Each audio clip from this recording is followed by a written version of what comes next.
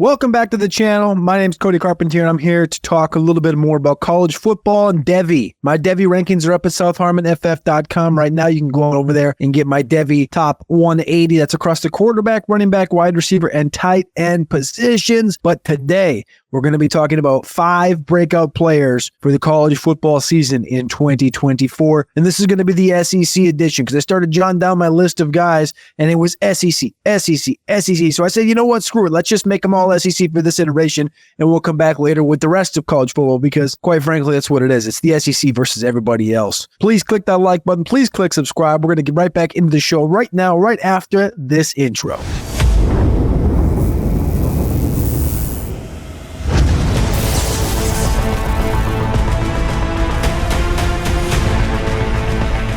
All right, let's get it kicked off with number 5. Number 5 is going to be a wide receiver from the University of Georgia. This kid I saw at the pro day after the 2022 season. That was 2 cycles ago. And Dillon Bell from Georgia was quite honestly the most impressive player on the field. I went down there to watch Jalen Carter and Jordan Davis. It was the freshman Dillon Bell that was taking over the field and had people turning their eyes. Over the course of the last 2 seasons, Dillon Bell had 20 receptions and 180 yards in the 2022 season. And as a sophomore playing with Brock Bowers and Ladd McConkey, Dillon Bell had 29 receptions, 355 receiving yards, and 25 carries for 157 yards. They used him all over the formation. He's 6'1", he's 210 pounds, and now with no Ladd McConkey, and now with no Brock Bowers, they're looking for an identity in Georgia.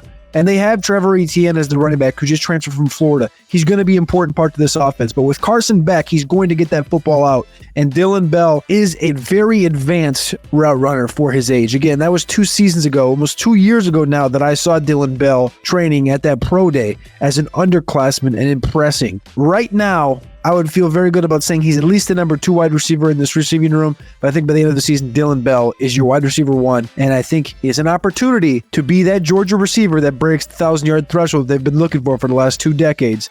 Dillon Bell out of the University of Georgia. Number 4, let's go to LSU. LSU's got a quarterback this year. His name is not Jaden Daniels, and his name is not Joe Burrow. 6'2", 172 pounds is what they got him listed at. I'm not sure that's exactly right. I saw him at the SEC Media Days. He's a little heavier than that.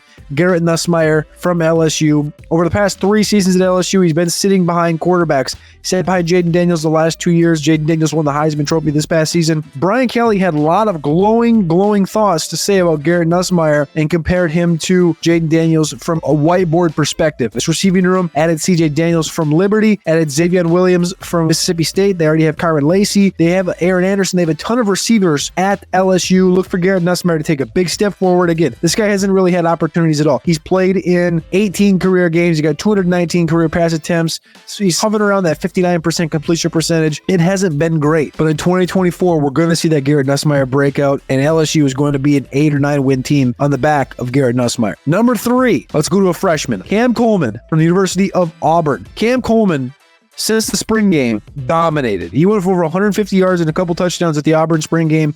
The thing with Auburn is that there's really not an abundance of talent. They had a good recruiting class. Cam Coleman came in as the number 3 overall wide receiver of the 2024 class. 6', 390 pounds out of Phoenix City, Alabama. This kid's a stud. And by stud, I mean there are comparisons out there, and I will make them right here, right now, to young AJ Green, to young Julio Jones. Before we saw him, this guy is long, this guy is lanky, this guy is fast. His catch radius is ridiculous. It's alien-like. It's AJ Green, it's Julio. Like, people are going to say that's crazy, but I'm being honest with you. That is the honest-to-God truth about Cam Coleman. This guy's an opportunity as a freshman to go north of 1,000 yards. I'll read off my list for the players that I exactly voted for a part of this all-SEC ballot. Wide receiver Luther Burden, who should be the first or second wide receiver drafted in 2025 NFL Draft. Deion Burks from Oklahoma. Trey Harris from Ole Miss. And Cam Coleman was my 4th and final vote on the all-SEC ballot for this season. That's, of course, a preseason ranking. Hugh Freeze has been all over Cam Coleman saying this guy's going to be a stud and kind of enlightening him and just saying the opportunity is going to be there.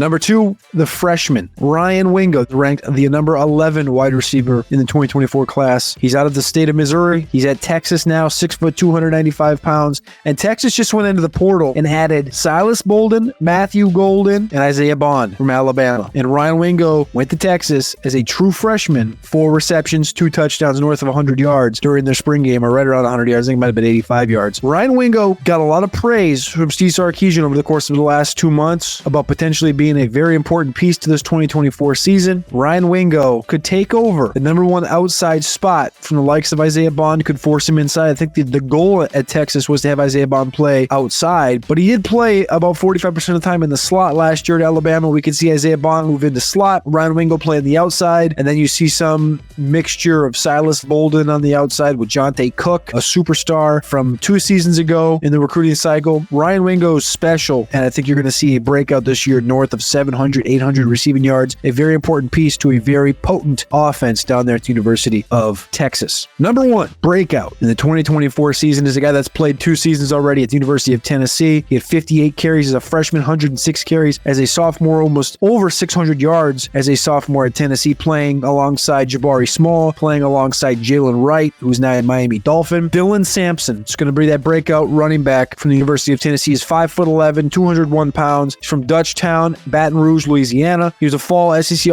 All-Academic honor last year. He was a freshman of the week against Vanderbilt 2 seasons ago. I got Dillon Sampson as the number 1 breakout in the SEC this year. Dylan Bell, number 5.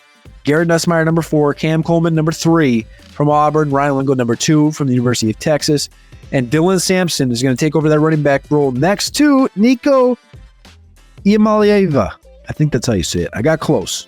Anyways, there's the top 5 breakouts for the college football season. SEC edition will be back talking about the rest of college football next week. Again, fall camp begins today, yesterday, tomorrow. Football is back. The NFL kicked off this week. College football kicks off in just a couple weeks. You can smell the freshly cut grass. We love you. I love you. We appreciate you. Click that like button. Click subscribe on your way out. SouthHarmonFF.com for my Devy rankings. I got 180 players ranked from the quarterback, running back, wide receiver, and tight end position. Stay tuned in. Stay tapped in because we're going to be here. Mike, Adam, Maddie, Fizz, Coop, everybody's here from South Harmon giving you the data and the info and the content you need from fantasy football, college football, to gaming and lifestyle, to Dynasty. It's all here at South Harmon. Appreciate you.